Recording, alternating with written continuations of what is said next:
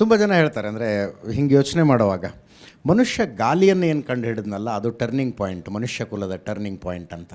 ನನಗೆ ಗಾಲಿಯನ್ನು ಕಂಡು ಹಿಡಿದಿದ್ದಕ್ಕಿಂತಲೂ ಸಂವಹನ, ಮಾತಾಡೋದನ್ನು ಕಲ್ತಿದ್ದೆ ಟರ್ನಿಂಗ್ ಪಾಯಿಂಟ್ ಅಂತ. ಒಂದು ಆಲೋಚನೆಯನ್ನು ಒಬ್ಬ ಇನ್ನೊಬ್ಬನಿಗೆ ಹೇಳೋದನ್ನು ಕಲ್ತನಲ್ಲ, ಅದು ಒಬ್ಬರಿಂದ ಇನ್ನೊಬ್ಬರಿಗೆ ಹರಡೋದು ಕಲಿತಲ್ಲ, ಅದು ಮನುಷ್ಯನ ಟರ್ನಿಂಗ್ ಪಾಯಿಂಟ್. ಎಷ್ಟೆಲ್ಲ ಚಿಂತನೆಗಳು ಹರಡಿದ್ವು ಸರ್, ಎಷ್ಟೆಲ್ಲ ಹೊಸ ಹೊಸ ಥಾಟ್ಗಳು ಹರಡಿದ್ವು. ಈ ಸಂವಹನದ ಬಗ್ಗೆ ಏನು ಅನ್ಸುತ್ತೆ ನಿಮಗೆ? ಗಾಲಿಯನ್ನು ಕಂಡುಹಿಡಿದಾಗ ವಿಜ್ಞಾನ ಆರಂಭ ಆಯಿತು, ಬೆಂಕಿಯನ್ನು ಕಂಡುಹಿಡಿದಾಗ ನಾಗರಿಕತೆ ಆರಂಭ ಆಯಿತು, ಮಾತನ್ನು ಕಂಡುಹಿಡಿದಾಗ ಸಂಸ್ಕೃತಿ ಆರಂಭ ಆಯಿತು. ಇವೆಲ್ಲವೂ ಅಲ್ಲಲ್ಲಿ ಪರಸ್ಪರ ಕೈ ಹಿಡ್ಕೊಂಡು ಒಂದೊಂದ್ಸಲ ಸ್ಪರ್ಶ ಮಾಡ್ತವೆ, ಒಂದೊಂದ್ಸಲ ಘರ್ಷಿಸ್ತವೆ, ಹಾಗೆ ನಡ್ಕೊಂಡು ಬಂದಿವೆ. ಆದರೆ ಮಾತು ಅನ್ನುವುದು ಮಾತ್ರ ನನಗೆ ಈಗಲೂ ಅದ್ಭುತವೇ. ಅಷ್ಟಿಲ್ಲದೆ ಅಲ್ಲಮ ಪ್ರಭು ಮಾತೆಂಬುದು ಜ್ಯೋತಿರ್ಲಿಂಗ ಅನ್ನಲಿಲ್ಲ. ನನಗೆ ಮಾತಿಗೆ ಅಲ್ಲಮ ಪ್ರಭುವಿಗಿಂತ ಬೆಸ್ಟ್ ಡೆಫಿನಿಷನ್ ನಾನು ನೋಡೇ ಇಲ್ಲ ಇಲ್ಲಿ ತನಕ. ಮಾತೆಂಬುದು ಜ್ಯೋತಿರ್ಲಿಂಗ. ಅಲ್ಲಿ ಲಿಂಗ ಅನ್ನುವುದರ ಪರಿಕಲ್ಪನೆ ಏನು ಅಂದರೆ ಇಟ್ ಇನ್ಕ್ಲೂಡ್ಸ್ ಎವ್ರಿಥಿಂಗ್. ಈ ಈ ಈ ಸೃಷ್ಟಿಯಲ್ಲಿ ಅಥವಾ ಸೃಷ್ಟಿಯಿಂದ ಆಚೆಗೆ ನೀವು ಏನೇನೆಲ್ಲ ಯೋಚನೆ ಮಾಡ್ತೀರೋ ಅದೆಲ್ಲವನ್ನೂ ಒಳಗೊಂಡದ್ದು ಲಿಂಗ. ಅದು ಜ್ಯೋತಿಸ್ವರೂಪವಾದದ್ದು, ತನ್ನದೇ ಸ್ವಯಂ ತೇಜಸ್ಸಿರುವಂಥದ್ದು, ಸ್ವಯಂ ಕಾಂತಿ ಇರುವಂಥದ್ದು. ಅಂಥದ್ದು ಮಾತಿಗೆ ಶಕ್ತಿ ಇದೆ ಅಂತ. ಆಮೇಲೆ ನೋಡಿ, ನಾವು ನಮ್ಮ ದೇವರನ್ನು ಕನ್ನಡದಲ್ಲೇ ಮಾತಾಡಿಸ್ತೀವಲ್ವ? ಹೌದು. ದೇವರು ಕನ್ನಡ ಬರುತ್ತೋ ಇಲ್ವೋ ನಮಗೇನು ಗೊತ್ತು? ದೇವ್ರದ್ದು ಯಾವ ಭಾಷೆ ಅಂತ ನಮಗೆ ಗೊತ್ತಿದೆ. ದೇವರು ನಮ್ಮ ಜೊತೆ ನಮ್ಮ ಭಾಷೆಯಲ್ಲಿ ಕನ್ವರ್ಸ್ ಮಾಡ್ತಾನೆ. ಹೌದು. ನಮ್ಮ ಕನಸಿನಲ್ಲಿ ದೇವರು ಬಂದರೆ ಅವ್ನು ನಮ್ಮ ಜೊತೆ ನಮ್ಮ ಭಾಷೆಯಲ್ಲಿ ಮಾತಾಡ್ತಾನೆ. ಆದರೆ ಪ್ರಪಂಚಕ್ಕೆಲ್ಲ ಆಗಿರೋ ದೇವರು ನಮ್ಮನ್ನು ಮಾತ್ರ ನಮ್ಮ ಭಾಷೆಯಲ್ಲಿ ಮಾತಾಡಿಸ್ತಾನಲ್ಲ. ಅಂದರೆ ನಮ್ಮ ಭಾಷೆ ಮುಖಾಂತರ ನಾವು ದೇವರನ್ನು, ಪ್ರೀತಿಯನ್ನು, ಮಾನವೀಯತೆಯನ್ನು, ಮನುಷ್ಯತ್ವವನ್ನು ಎಲ್ಲವನ್ನೂ ನಮ್ಮ ಭಾಷೆ ಮುಖಾಂತರವೇ ನೋಡ್ತೀವಿ. ಆಮೇಲೆ ಸಂವಹನದ ಬಗ್ಗೆ ನೀವು ಒಂದು ಪ್ರಶ್ನೆ ಕೇಳಿದರೆ ಇದನ್ನು ಹೇಳ್ಬಿಡ್ಬೇಕು.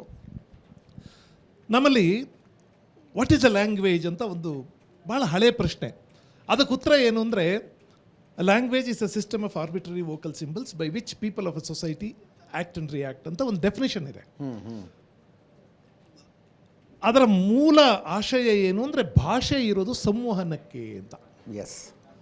ಆದರೆ ಈಗ ಭಾಷಾ ವಿಜ್ಞಾನಿಗಳೆಲ್ಲ ಯಾವ ತೀರ್ಮಾನಕ್ಕೆ ಬಂದಿದ್ದಾರೆ ಅಂದರೆ, ಸಂವಹನ ಅನ್ನೋದು ಭಾಷೆಯ ಒಂದು ಆಸ್ಪೆಕ್ಟ್ ಅಷ್ಟೇ. ಒಂದು ಆಸ್ಪೆಕ್ಟ್ ಅಷ್ಟೇ, ಅಥವಾ ಅದರ ಪ್ರಾಥಮಿಕವಾದ ಆಸ್ಪೆಕ್ಟ್ ಅದು, ಪ್ರಿಮಿಟಿವ್ ಆಸ್ಪೆಕ್ಟ್ ಅದು. ಅದರಿಂದ ಆಚೆಗೆ ಇನ್ನೊಂದಿದೆ. ಭಾಷೆ ಏನು ಗೊತ್ತಾ, ಇಲ್ಲಿಯ ತನಕ ಈ ಸಮಾಜ ನಡೆದುಕೊಂಡು ಬಂದಂಥ ನಡಾವಳಿಗಳೆಲ್ಲವೂ ಭಾಷೆಯಲ್ಲಿ ಸಾಂದ್ರವಾಗಿವೆ. ಅದು ಹೇಗೆ ಅಂದರೆ, ಮನುಷ್ಯ ನಡೆದುಕೊಂಡು ಬಂದ ದಾರಿ ಉದ್ದಕ್ಕೂ ನಮ್ಮ ಜೀನ್ಸಲ್ಲಿ ರೆಕಾರ್ಡ್ ಆಗಿರುತ್ತೆ ನೋಡಿ. ಕರೆಕ್ಟ್, ಹೌದು. ಉದಾಹರಣೆಗೆ ಹೀಗೆ ಹೇಳ್ತೀನಿ, ನಾವು ಊಟ ಮಾಡಿದ್ದು ಜೀರ್ಣ ಆಗಬೇಕು ಅಂದರೆ ಆ ಜೀರ್ಣಕ್ರಿಯೆ ಪ್ರೋಗ್ರಾಮ್ ಆಗಿರುತ್ತೆ ನಮ್ಮ. ಹೌದು. ಯಾವ್ಯಾವ ಆಹಾರ ಬಂದಾಗ ಯಾವ್ಯಾವ ರಸಗಳು, ಯಾವ್ಯಾವ ಚೋದನೆಗಳು ಅವು ಸ್ರವಿಸಬೇಕು, ಅವೆಲ್ಲವೂ ಆಯಾ ಕಾಲಕ್ಕೆ ಸರಿಯಾಗಿ ಬಂದು ಕೆಲಸ ಮಾಡ್ತವೆ. ಹಾಗಾಗಿ ಆಹಾರ ಜೀರ್ಣ ಪಚನ ಕ್ರಿಯೆ ನಡೆಯುತ್ತೆ. ಹಾಗೆ ಒಂದು ಮಗು ಗರ್ಭದಲ್ಲಿ ಅವತರಿಸಿದ ಮೇಲೆ ತಾಯಿಯಲ್ಲಿ ಏನೇನು ಮಾರ್ಪಾಟಾಗಬೇಕು, ದೇಹದಲ್ಲಿ ಏನೇನು ಮಾರ್ಪಾಟಾಗಬೇಕು, 9 ತಿಂಗಳ ನಂತರ ಅದು ಹೆರಿಗೆ ಆಗುವುದಕ್ಕೆ ದೇಹ ಹೇಗೆ ಸಿದ್ಧಕೊಳ್ಳಬೇಕು ಅನ್ನೋದು ಪ್ರೋಗ್ರಾಮ್ ಆಗಿರುತ್ತೆ. ನೀವು ಈ ಪ್ರೋಗ್ರಾಮನ್ನು ಹಾಳು ಮಾಡಿದಾಗೆಲ್ಲ ದೇಹ ಸಹಕರಿಸೋದಿಲ್ಲ. ನಾವು ಯಾವುದೋ ಕಾರಣಕ್ಕೆ ಪ್ರೋಗ್ರಾಮ್ ಹಾಳು ಮಾಡ್ತಾ ಇದೀವಿ. ಅದರಿಂದನೇ ಈಗ ಚಾಕು ಚೂರಿ ತಗೊಂಡು ಮಗುನ ಹೊರಗೆ ತೆಗಿತಿರೋದು.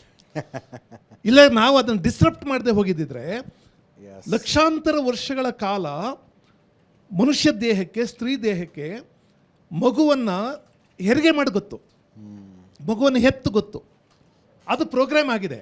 ಆಧುನಿಕ ಕಾಲದಲ್ಲಿ ನಾವು ಡಿಸ್ರಪ್ಟ್ ಮಾಡಿರೋದ್ರಿಂದನೇ ಅದು ಹಾಳಾಗಿದ್ದು. ಹಾಗೆಯೇ ಭಾಷೆಯಲ್ಲಿ ಕೂಡ ಇಲ್ಲಿಯ ತನಕ ಈ ಪ್ರಪಂಚದಲ್ಲಿ ಏನೇನು ನಡೆದಿದೆ ಅದೆಲ್ಲವೂ ರೆಕಾರ್ಡ್ ಆಗಿದೆ.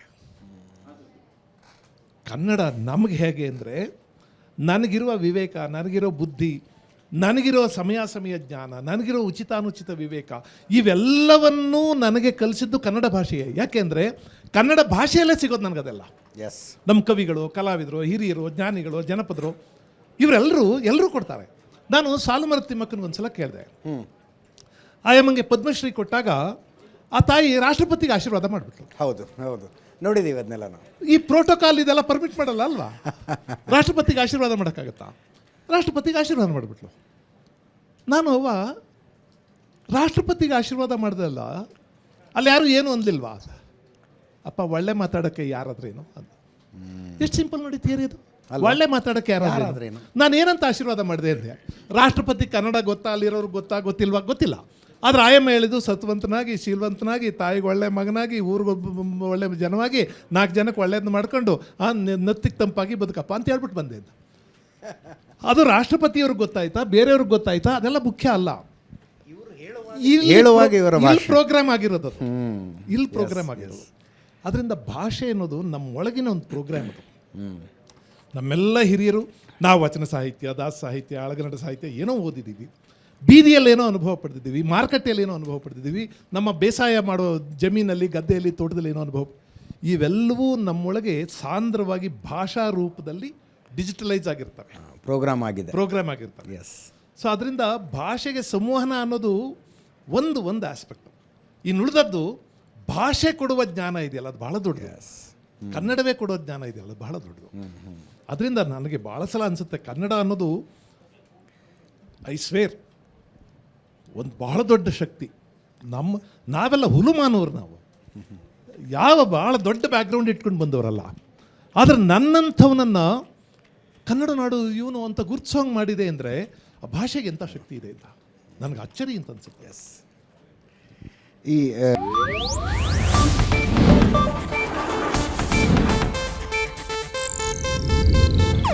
ಇದು ಏಷ್ಯಾನೆಟ್ ನ್ಯೂಸ್ ನೆಟ್ವರ್ಕ್ ಪ್ರಸ್ತುತಿ.